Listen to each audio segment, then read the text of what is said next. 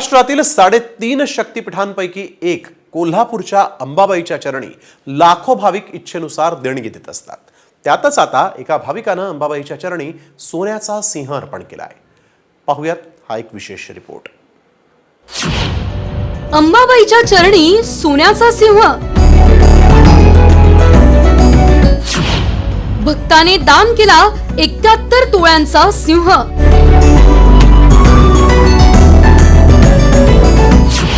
करवीर नगरीत 50 लाखांच्या सिंहाची चर्चा।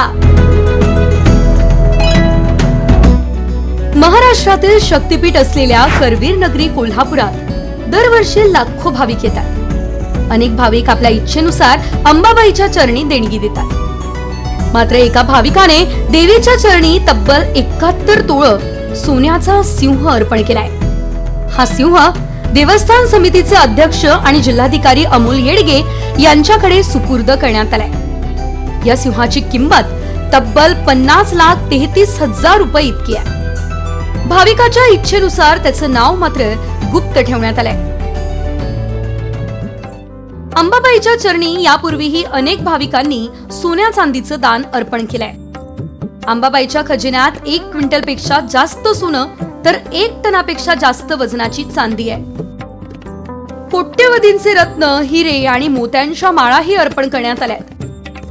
मे 2023 मध्ये 47 तोळे सोन्याचा मुकुट अंबाबाईला दान करण्यात आला होता। 2017 मध्ये सोन्याच्या देणगीतून 26 किलो सोन्याची पालखीही अर्पण करण्यात आली।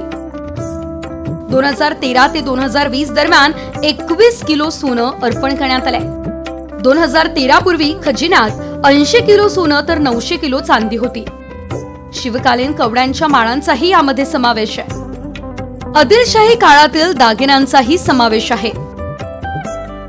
अंबाबाईच्या चरणी दरवर्षी लाखो भाविक इच्छेनुसार देणगी देत असतात। त्यात आता या 71 तोळ्यांच्या सिंहाची भर पडली आहे।